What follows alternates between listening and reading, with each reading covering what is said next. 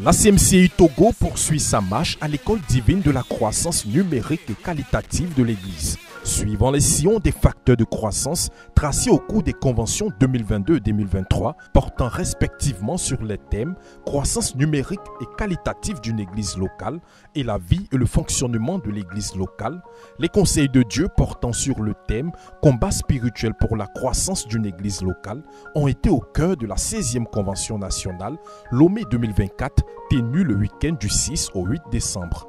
Avec pour orateur le pasteur missionnaire Boniface Meignier, leader de la CMCI Côte d'Ivoire, ce sont plus de 1400 frères qui ont pris part à cette convention au cours de laquelle la puissance du Seigneur s'est grandement manifestée et ce, de diverses manières, à travers les transformations opérées par le ministère de la parole, le salut de plus de 160 personnes ou encore les grandes délivrances et guérisons miraculeuses enregistrées en réponse au combat spirituel pratique par la prière qui a aussi marqué ces 3 jours mis spécialement à part pour le Seigneur. En 2022, le Seigneur avait utilisé son serviteur, le pasteur Boniface Meignier, pour présenter la formation des disciples comme étant le principal facteur de croissance qualitative et quantitative de l'Église locale. Ensuite, la nécessité pour tous les saints de travailler individuellement pour manifester la vie de Dieu en se dépouillant du vieil homme et en revêtant le caractère de Christ a été au cœur de la Convention 2023. Et l'impact de ces précédents messages est déjà palpable dans l'Église. Oui, l'œuvre Togo a expérimenté les fruits de l'obéissance au message des conventions précédentes en connaissant une forte croissance ces 3 dernières années. Bien avant d'entrer dans les prévisions divines rattachées à cette 16e convention, il y avait de quoi célébrer le Seigneur au regard de ce qu'il avait déjà accompli en termes de croissance. En effet, selon le compte-rendu fait par le pasteur Pidabi, dirigeant national de la CMCI Togo, l'Église dans la nation qu'il dirige est passée d'un effectif de 10 687 disciples en 2021 à 17 542 disciples en octobre 2024, repartis dans tous les 39 préfectures que compte le Togo au lieu de 29 en 2021. Si en 2021, le Togo comptait 346 églises de maison, désormais, on enregistre 600 églises de maison dirigées par 637 dirigeants repartis dans 365 localités. Ce sont donc 6 855 disciples qui se sont ajoutés à l'église en 3 ans. De quoi à bénir le Seigneur et à s'attendre à davantage de croissance après cette convention qui, rappelons-le, est la 3e successive organisée dans un contexte d'obéissance à une parole du Seigneur proclamée par le leader Théodore Ndossé concernant l'œuvre au Togo qui doit pouvoir un modèle de croissance dans notre ministère, comme nous le rappelait le pasteur Miché Pidabi en 2022. En 2021, lors du camp biblique, à la clôture du camp biblique international des étudiants à Koumé, le pasteur Théodore nous avait donné une parole venant du Seigneur, que le Seigneur avait ordonné que le Togo soit bâti afin de répondre à un besoin de croissance de l'Église, afin de pouvoir manifester la croissance de l'Église selon le contexte actuel des choses en termes d'un grand nombre de dirigeants formés qui bâtissent des disciples, qui font des disciples pour le Seigneur Jésus-Christ dans le cadre des églises de maison.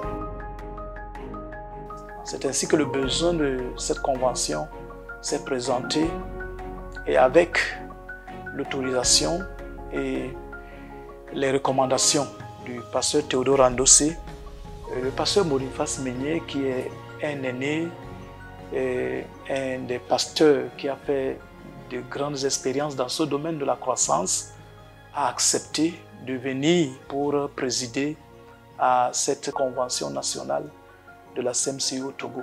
C'est comme cela que nous sommes arrivés à cette étape. Avec les fruits concrets que nous constatons à la suite des 2 dernières conventions, on ne peut que se rappeler de Jérémie, le chapitre 1, le verset 12, qui nous apprend que l'Éternel veille sur sa parole pour l'exécuter. Et cette 16e convention, qui vient de fermer ses portes, a été une occasion supplémentaire pour ouvrir plus largement les portes de la croissance à la CMCI Togo et par extension à toutes les nations représentées à cette convention. Les grandes révélations découlant du développement du thème de cette convention, à savoir combat spirituel pour la croissance d'une église locale, se sont joints aux riches équipements, enseignements et bénédictions reçus durant les précédentes conventions pour conduire l'église à davantage connaître les implications de la croissance selon Dieu et s'établir de manière pratique dans les différents facteurs de croissance de l'église. Pour cette 16e convention, l'accent était particulièrement mis sur la place fondamentale de la proclamation de l'évangile authentique comme élément déclencheur de la manifestation de la puissance de Dieu qui conduit le pécheur perdu à la conversion et à son établissement dans l'héritage éternel des sanctifiés. Les fruits de la puissance divine déployés dans la proclamation de l'évangile authentique doivent être ensuite portés par les grands combats que le conquérant doit mener pour que l'Église sous sa direction connaisse la croissance manifestée par la maturation de chaque croyant dans la connaissance de Christ et le perfectionnement dans la ressemblance à Christ ainsi que la persévérance dans les voies de Dieu. Cette convention a été donc le cadre d'instruction divine portant sur un module supplémentaire de l'école de la croissance qualitative et numérique d'une église locale. Ce vendredi qui marquait la soirée d'ouverture de la 16e Convention nationale du Togo, l'orateur principal, qu'il faut le signifier, revenait d'un très bref séjour au Cameroun après le sommet spécial tenu à Abidjan, a ouvert son message introductif avec des paroles prophétiques résumées à la visitation divine pour tous les saints, quel que soit le domaine de leur vie durant cette convention, pourvu qu'ils soient concentrés. Il a ensuite décliné quelques axes qui feront l'objet d'approfondissement durant la convention, à savoir le combat de Dieu pour le salut de l'homme, la responsabilité et l'implication du croyant dans le combat spirituel, tout ceci dans la perspective que le Togo soit bâti afin de répondre à un besoin de croissance de l'Église tel que reçu par le frère Théodore, leader mondial de la CMCI. Avec le thème « Combat spirituel pour la croissance de l'église locale », il a emmené chaque croyant à prendre conscience de la réalité d'une guerre spirituelle où le diable a pour rôle de s'opposer à la volonté de Dieu. Utilisant le passage de Colossiens, le chapitre 2, le verset 1 à 3, le pasteur Ménier a planté le décor, montrant succinctement, à partir de l'expérience de l'apôtre Paul, qu'une église ne peut connaître la croissance sans combat. Et il est clairement mentionné dans ce passage les différents combats de l'apôtre pour avoir une église où règne l'amour, où les saints maîtrisent les mystères de Dieu et surtout pour que le Seigneur Jésus soit connu véritablement, indiquant tout de même la responsabilité du croyant à maintenir son cœur pur, sans haine, sans division ou jalousie, pour assurer la victoire dans les combats spirituels. Le diable vient pour diviser, pour disperser, pour voler, pour tuer. Mais les combats de Jésus rassemblent, édifient, protègent et provoquent la croissance. La croissance même au niveau individuel, la croissance au niveau collectif. Pour que les enfants de Dieu soient intelligents, qu'ils comprennent, qu'ils connaissent les mystères de Dieu. Il faut combat spirituel pour renverser toute hauteur qui se lève au-dessus de nous contre la connaissance de Dieu. Il faut détruire. Ça ne se fait pas dans le sommeil, dans la passivité, dans la colère, dans la jalousie. C'est le vrai combat spirituel. Cette convention s'annonce très prometteuse pour la croissance des églises, non seulement au Togo, mais ailleurs. Et le Seigneur, pour couronner cette soirée, a annoncé à travers une parole prophétique libérée par le pasteur Ménier que cette convention permettra aux églises de connaître les desseins de Dieu.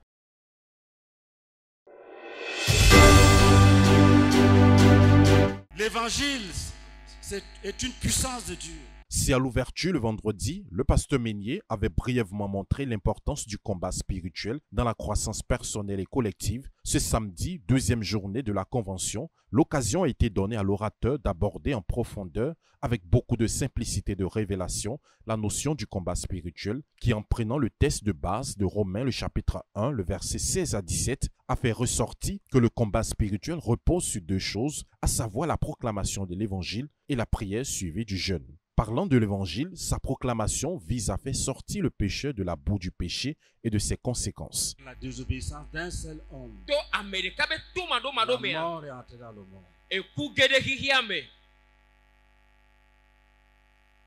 L'évangile vient pour dire à l'homme, sors de cet état. Redeviens normal. Sors de cet état. Sors du péché. Sors du péché. Et redeviens normal. Sors du péché. Et redeviens normal. C'est ça l'évangile. En plus de sa fonction de ramener les hommes à Dieu, l'orateur a déclaré que la vraie croissance vient de la proclamation de l'évangile et c'est cette proclamation qui rend possible la croissance. Là où tu es assis,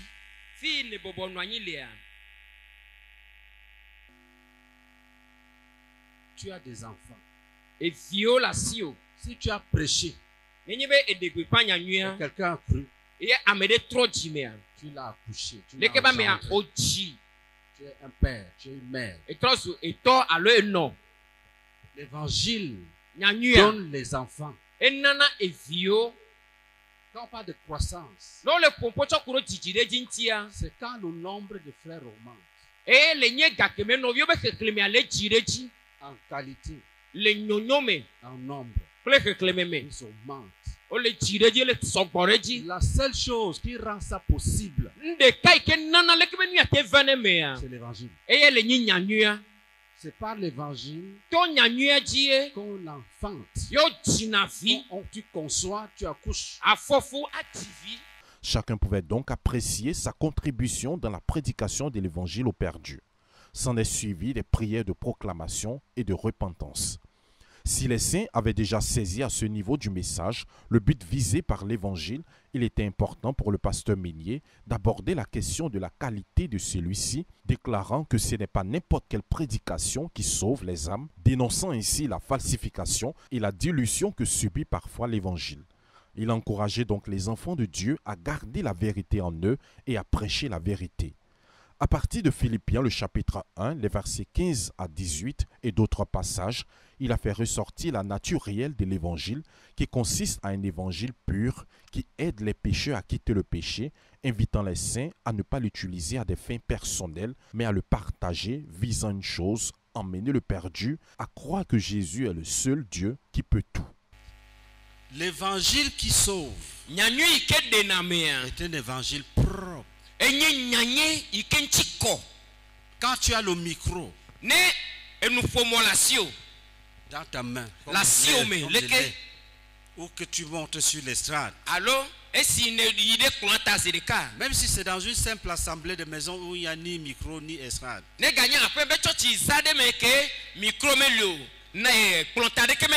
n'utilise jamais la Bible pour régler les comptes. Une bonne prédication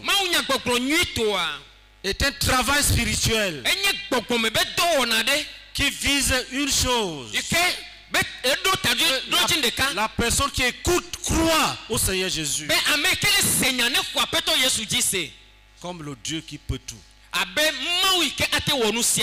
croit que Jésus est fort. Il croit que même dans la tombe, même si on t'a enterré, Jésus peut te sortir de là. À ce niveau, le pasteur Meignier a invité les saints à ne pas non seulement donner l'impression dans leur prédication qu'il est difficile de laisser le péché, mais glorifier le nom de Jésus en n'utilisant pas la Bible pour régler des comptes personnels ou faire du mal aux gens au risque d'attirer la malédiction sur soi. Étant donné que c'est Jésus qui est le centre de la prédication de l'Évangile, Le pasteur Meignier a, à partir d'Ésaïe 61, le verset 1 à 3, fait ressortir la mission de l'Évangile, qui est la mission de Jésus dans la vie des hommes, à savoir annoncer la bonne nouvelle, guérir le cœur brisé, proclamer aux captifs la délivrance, aux prisonniers la délivrance, publier une année de grâce et annoncer le jugement. Il ressort clairement que la négligence de la délivrance dans la recherche de la croissance numérique et collective est une grave erreur, car la délivrance fait partie de la mission de l'Évangile. Sans délivrance, on ne peut pas servir Dieu. On ne peut pas servir Dieu.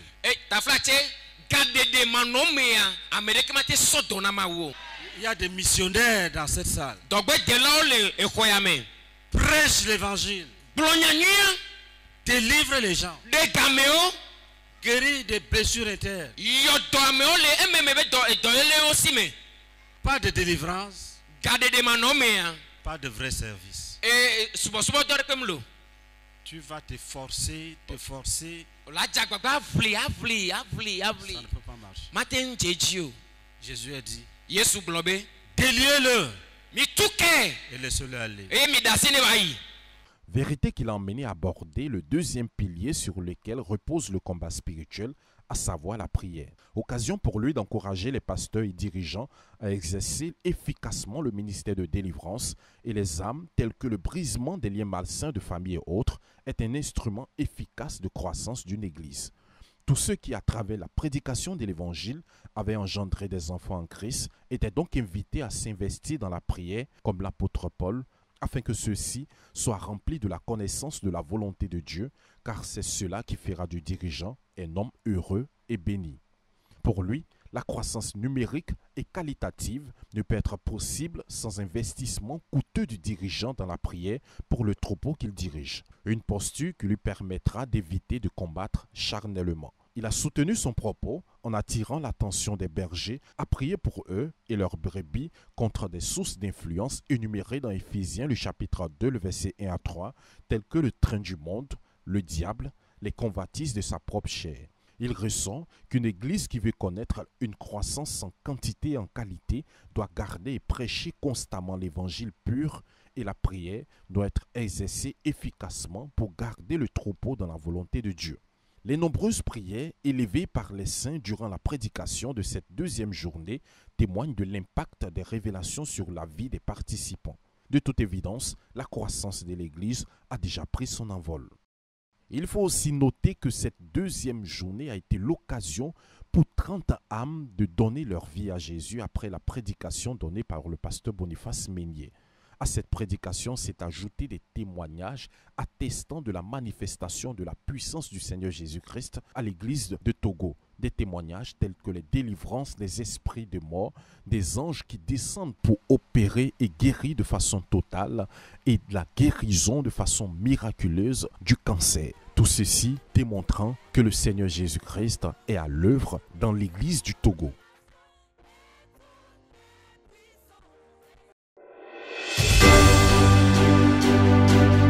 Je juge la méchanceté des démons. Je juge ce qu'on appelle marée de nuit. Je déclare que ce n'est pas un mariage. C'est la sorcellerie. Quitte ma vie. Quitte ma vie. Ce dimanche 8 décembre, dernier jour de la convention Lomé 2024, Dieu étant déjà présent depuis le début, s'est encore manifesté à cette apothéose de façon extraordinaire. Et comme prévu dans le programme que ce jour allait être marqué par d'intenses prières, le camp du diable tremblait déjà avant les hostilités. Pendant que le pasteur Boniface Meignier tenait le micro pendant la prédication, à peine il prononçait une phrase pour faire appel aux âmes, les démons ne cessaient de se manifester et quittaient les corps. L'atmosphère en ce dernier jour de la convention était dominée par l'action palpable du Saint-Esprit. Conduit par le Saint-Esprit, le pasteur Meignier chassait les démons qui ne faisaient que faire de grands bruits et lançait simultanément l'appel à donner la vie à Jésus, ce qui confirmèrent ses déclarations de la veille que l'évangile est une guerre.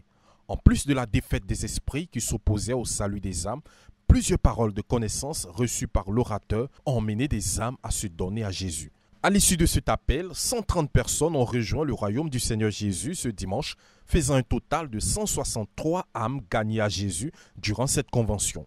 Et quand arrivait le moment des prières intenses de combat spirituel, c'était la débandade et la débâcle totale dans le camp du diable. Les esprits de mort, la mort, les esprits derrière les maladies, les esprits de serpents, de maris des nuits et bien d'autres n'ont pas eu d'autre choix que de s'enfuir et libérer les âmes captives.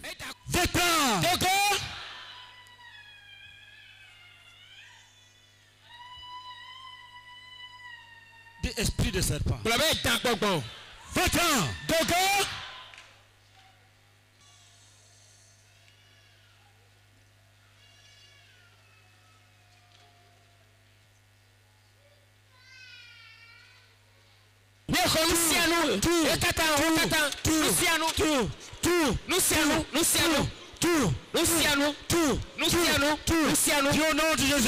Le long fil de témoignages observé à la fin a attesté de la grande victoire obtenue durant le ministère rendu par le pasteur Meignier en ce dernier jour. Gloire à Dieu.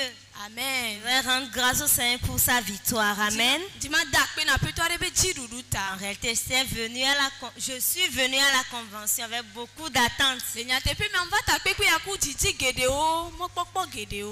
Et quand le pasteur rendait ministère ce matin,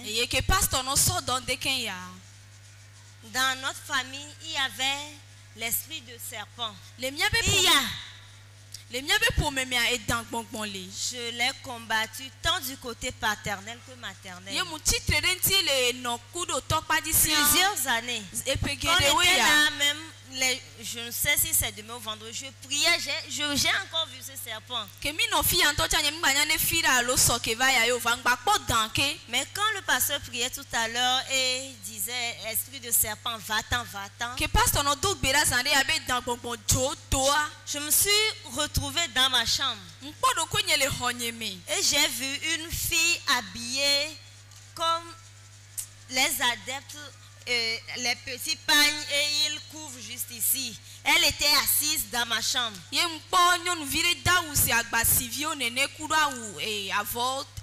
j'ai vu deux autres filles qui ont pris les lits transportables là, sur lesquels on met souvent certains rois pour les transporter.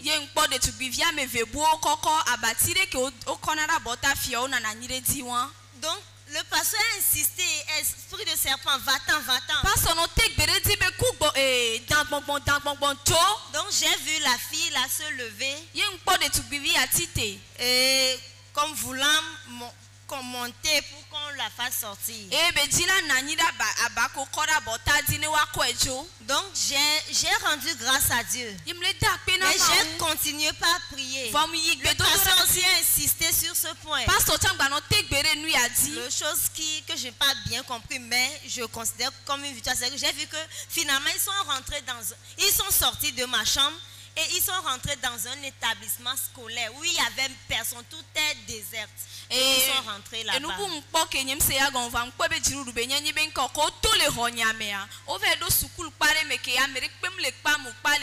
Je veux rendre toute la gloire au Seigneur. La chose c'est que plusieurs fois je voyais qu'il y avait mes choses quelque part qu'on doit me remettre. J'ai prié, même pendant le jeûne de 40 jours, j'ai bataillé. Mais tout à l'heure, j'ai vu que on m'a remis ça, j'ai touché ces choses. On me disait ça, c'est ça, ceci, c'est ceci. Et je veux rendre toute la gloire au Seigneur. Amen. Amen. Cette convention fut véritablement un moment d'enseignement et de prière pratique. De toute évidence, toutes les promesses ont été tenues. Il faut tout de même préciser qu'un message de foi tiré du livre d'Éphésiens, le chapitre 1, les versets 3 à 14, rappelant aux enfants de Dieu leur identité en Christ et le fait qu'ils marchent comme des élus, bénis de toutes sortes de bénédictions par celui qui les a appelés, a contribué au renforcement de leur foi et prêt à posséder de grandes victoires. La 16e convention nationale du Togo, Lomé 2024, fut un véritable succès avec en moyenne la participation en présentiel de 1300 participants, essentiellement des missionnaires, des dirigeants et dirigeants en formation. Toutes les régions spirituelles du Togo étaient représentées, sans oublier la ville haute, Lomé, dirigée par le pasteur Adodo. D'autres nations comme le Bénin et une importante délégation de la Côte d'Ivoire étaient aussi présentes.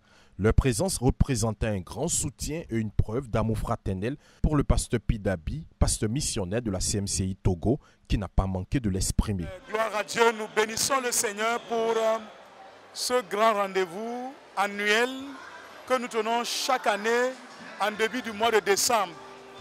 Et nous sommes à la fin de la 16e convention nationale de la CMCI Togo. Pour dire la vérité, le Seigneur nous a surpris. Il est allé largement au-delà de nos attentes. D'abord, il nous a parlé du combat spirituel pour la croissance dans une église locale ou d'une église locale. C'est vrai que dès l'entame, on ne pouvait pas s'attendre à ce que certaines choses que le Seigneur nous a dites.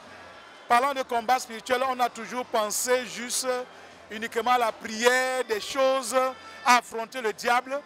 Mais ce qui a marqué beaucoup d'entre nous, c'est le fait que la prédication de l'évangile, l'évangile et sa prédication, c'est la première partie du combat spirituel.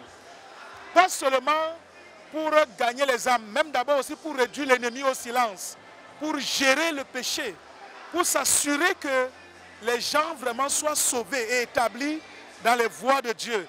Et la seconde partie qui concerne la prière. Je crois que le Seigneur nous a donné un paquet au complet pour permettre vraiment que chaque église locale qui a été représentée au cours de cette convention ou qui pourra suivre les enregistrements par les différents réseaux sociaux puisse entrer dans l'expérience de la voix de Dieu à travers la prédication de l'évangile, la prière, le jeûne, pour pouvoir connaître de la croissance. Qu'est-ce que je peux dire à la fin de cette convention? Je ne peux que confesser que le Seigneur a été au rendez-vous. Et nous avons cette ferme assurance qu'après une telle convention, nous nous attendons à des grandes explosions en termes des effectifs, en termes de la quantité, en termes de la qualité dans les différentes églises locales au Togo. La croissance de l'église est en marche et tout comme les précédentes conventions, les résultats à venir de celle-ci marqueront à jamais les annales de l'histoire de l'église du Togo. Mon nom c'est Kossi Adodo Bright, je suis le dirigeant. J'ai suivi la convention qui a commencé le 6 et qui vient de s'achever. Et j'ai été émerveillé. Et dès le premier jour, dès l'entame, j'ai été surpris. Et qu'on tout entendre que déjà l'évangélisation, c'est une guerre, ce que moi je ne savais pas. Dès que tu dis à quelqu'un que Jésus l'aime, c'est une guerre que tu as déclenchée. Et le deuxième jour, j'ai suivi comment on devait prier jusqu'à ce que Christ ne soit formé en une personne qui a cru. Ce que moi j'ignorais. Et j'ai été émerveillé d'une manière générale, j'ai été comblé. Et j'ai reçu également le ministère de brisement des liens. Et je me suis senti soulagé, léger. Et depuis un certain moment, j'ai toujours porté mes verres. Mais hier, je n'ai plus porté les verres. Je pense que le Seigneur m'a totalement guéri. Et je suis comblé et je retourne toute la gloire au Seigneur. Je suis le frère Jacques Clousset Atiogwe, disciple du Seigneur Jésus-Christ du pasteur Michel Badjapi Dabi. Je suis missionnaire basé à Palimé pour la conquête de la réunion spirituelle des montagnes pour Christ. Alléluia. Pour cette 16e convention, j'ai été vraiment marqué par la pertinence de l'enseignement sur le thème combat spirituel ou la croissance d'une église locale. Particulièrement la vie de l'apôtre Paul, que l'enseignant, notre pasteur Boniface Meunier, a décrit comment il bataillait dans la prière pour que les frères fidèles, les saints, connaissent de la maturité. Vraiment, ça a été un aspect qui m'a beaucoup marqué. Et l'autre point, c'est par rapport à l'évangélisation. La prédication de l'évangile qui est aussi une guerre que nous déclarons au diable. Donc moi je pensais entre-temps que l'évangélisation c'est juste sortir, prêcher l'évangile, gagner les âmes à Christ, mais je ne savais pas cet aspect, que c'est vraiment un combat spirituel. Ça m'a vraiment ouvert les yeux. Et comme le Seigneur nous a promis tout au début que les voiles seront déchirés, vraiment les écailles sont tombées de mes yeux. Et j'ai vu que vraiment désormais, la prédication de l'évangile, je vais m'engager, je vais me donner totalement dedans pour que cela soit vraiment une guerre qui est remportée par une victoire à la fin. Gloire à Dieu. Et par rapport à la manière dont je dois batailler dans la prière pour bâtir les frères, pour qu'ils deviennent matures afin de prendre la relève. Je me nomme la sœur Nariane Iloga. Je suis faite disciple par le frère Dieudonné Njamen. Je rends grâce au Seigneur qui m'a permis d'assister à cette convention au cours de laquelle vraiment j'ai beaucoup appris. Et maintenant je sais que le ministère de délivrance commence par la prédication de l'évangile. Et cet évangile ne doit pas être dilué. Là, j'ai beaucoup appris par rapport à ça. J'ai secondairement appris en ce qui concerne le dirigeant et bâtir les églises de maison que le dirigeant doit souffrir des douleurs de l'enfantement. Le dirigeant doit prier et jeûner pour que sa brebis puisse marcher avec le Seigneur jusqu'à la fin. Donc cela m'a beaucoup interpellé personnellement sur le prix à payer pour produire un disciple à l'image du Christ. Donc, vraiment, je bénis le Seigneur pour cette convention et au sortir de là, sur le plan personnel, ce que je vais faire, c'est premièrement, davantage lire la parole abondamment pour pouvoir prêcher l'évangile vrai, l'évangile non dilué. Et deuxièmement, payer le prix afin qu'une âme gagnée demeure dans la foi et grandisse dans la foi.